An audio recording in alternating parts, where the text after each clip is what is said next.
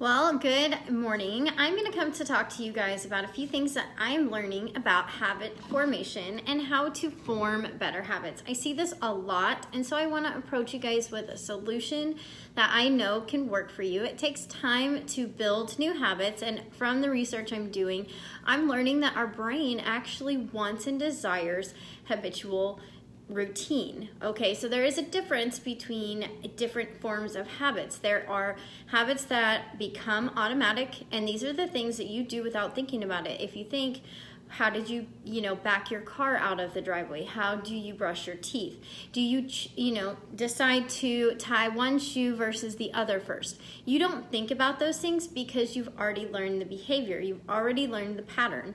Your brain recognizes exactly what it needs to do, and it can scare us at times how routine and automatic we are, but it is a part of how our brain functions.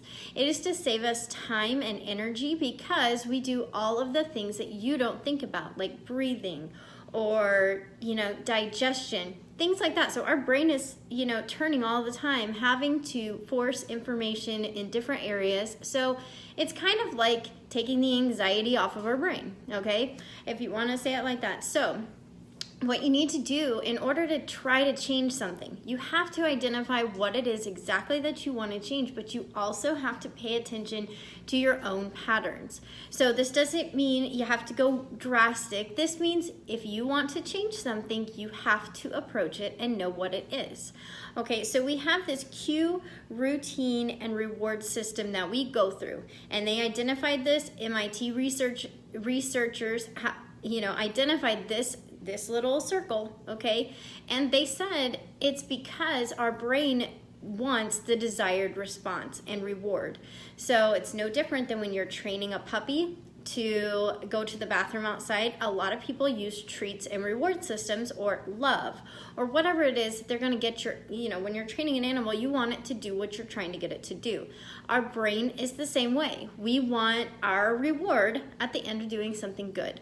So in your brain, here's the thing, your brain doesn't know when you're doing something good or bad. It recognizes habit and easy process. So just keep that in mind. Like, your brain is really smart and it does a lot for you. So help it out. And here's the other thing to remember. When you're implementing change into your life, your brain is going against you because it's like, hey man, I've already got this figured out. I don't need change. And you just have to tell it, no, we want to go this direction instead. So that's why a lot of people have a hard time continuing forward on the new routine or new plan, because your brain is so programmed that the habit that you've already formed stays there. It does not ever go away. So that is why, in Alcoholics Anonymous, they say, I'm an alcoholic, because it's not a tendency it's not something that goes away from you. It's a part of you now. And you can be recovered and you can be fine and functioning just great, but it's still an element that stays with you. So if you go to that kind of meeting, you're going to learn, you have to recognize your triggers, your cues, your things that are going to put you back where you were. Because in any sort of new habit, your brain wants to go exactly back to where it started because it's already got it figured out. So don't discredit yourself when you're going through change and you're trying to implement new processes, because it's natural and it's okay to know that your brain is the one in control. So just take that deep breath and remember, when you're changing your habits, it's going to take time, because you have to basically tell your brain, hey, I'm going to get a much better reward that I'm going to like more than the old habit. So let's take the cookie example. If you're telling yourself you enjoy cookies because they're good, who doesn't most people like cookies, right? Your brain knows that. It knows that if you have one, you're going to have a good sensory of taste. You're going to have that sugar rush, so you're going to have your endorphins, all these things, right? So if you have to change that routine habit of having a cookie at dinner, after dinner, or whatever, you're going to have to tell your brain that you've got something much better in store. Okay, so you have to have either a better dessert, or you have to have a different habit to take over, like reading a book, talking to your spouse, talking to your kids, whatever it is that's going to bring endorphin rushes, gratitude. huge. Like if you will sit down and think of 5 things that you're thankful for after dinner, you won't need a dessert because your endorphins and dopamine are released when you think of things that are positive and things that you're thankful for. So just remember, you don't have to reward yourself with food or things like that. It's actually kind of like suggested not to, because that's how those habits are formed. So let's talk about how you can change and implement a new habit. Basically, like I said, you need to be thinking of what it is you want to do, and then you need to have an end result that what your desired change is. So I'm looking at my notes, by the way. I wish I could remember all that stuff. But anyways, so writing things down and journaling is an amazing tool that a lot of successful people use because it shows you where you need change. And it also helps you process. Like we keep so much stuff inside and we do it because we think that we don't A, have time, or B, we just don't know to do it. So taking a few minutes to journal your thoughts from the day can really help your life. And you don't have to write for an hour. You can sit there and journal for 5 minutes. It will help you with not only anxiety, depression, and all of those negative things that we think about, but it can help you figure out what you're wanting to do with your life, what you're wanting to learn, what you're wanting to change. Okay, so identify the routine. Okay, so let's take an example. I'm going to go with the book example where they say, you're going to the cafeteria every day to get a cookie, right? And you need to be thinking, what time of day is it that I'm going? What are the other factors? Like, who was around me? What time of day? Where was it at? Like, where was I standing? Mainly thing is the time of day. We are really, really functional in the same routines that even people like me that have ADHD, I still have routines that I follow on a natural basis. So the emotional state, like, were you happy? Were you sad? Were you going through something? What was the state you were in? Again, I'm going to repeat other people. Like, were there other people with you? Was it something that kind of triggered that? And then what was the immediate action following you walking to the cafeteria for the said cookie, okay? So a lot to think about, but if you're really trying to change something, you have to analyze. It's not just going to poof and be gone and, happen for you. You have to do it. So if you can think of those things, so location, time, the emotional state you're in, other people, and the immediate response, okay? Then you can break down like why you were wanting the cookie. Was it because you really wanted contact with somebody like outside of your office? Was it because the bakery, you could smell it? Was it because you've just done it every single day? Like, what is driving you to go do this thing, okay?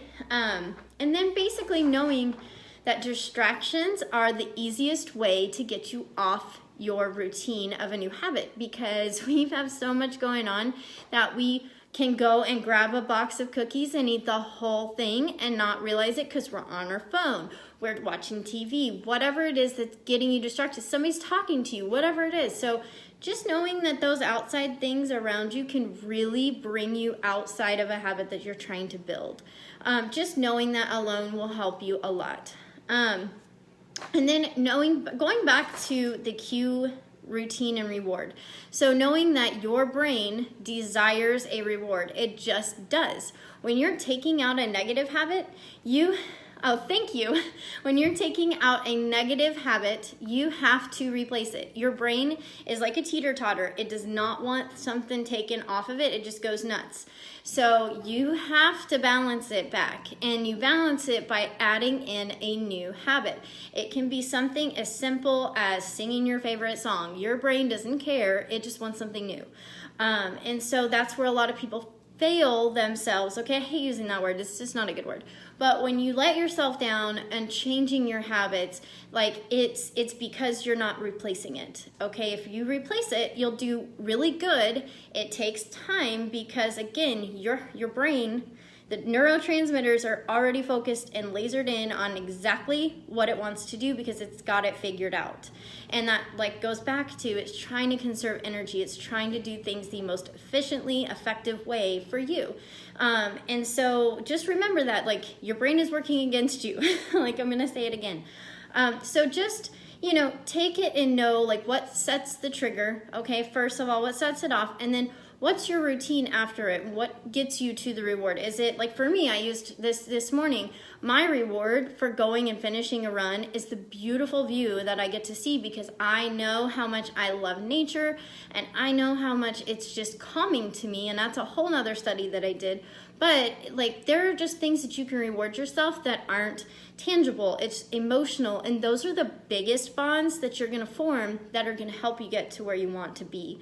And it is just a psychological thing that we are driven to things that bring us peace, that bring us happiness, that bring us positivity. So if you will implement the things that are positive into your life, it will help. And I'm going to go into something else later that talks about keystones. Okay, those keystones are habits that affect and influence and either, promote or make another habit happen. So like when you take away negative eating because you're working out, so you're working out means you're going to eat a little healthier because you're working out and working hard. And then from there, you're going to change other things. You're going to make better decisions based on that. And there's proven science when you're eating healthy and exercising that you are more prone to be positive.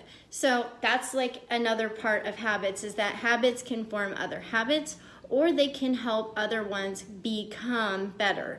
And so that's basically it. So just remember, if you find what it is that like sets you off to go do this or that, and this is building a habit. Like, you go and you figure out the routine and you figure out the rewards you want.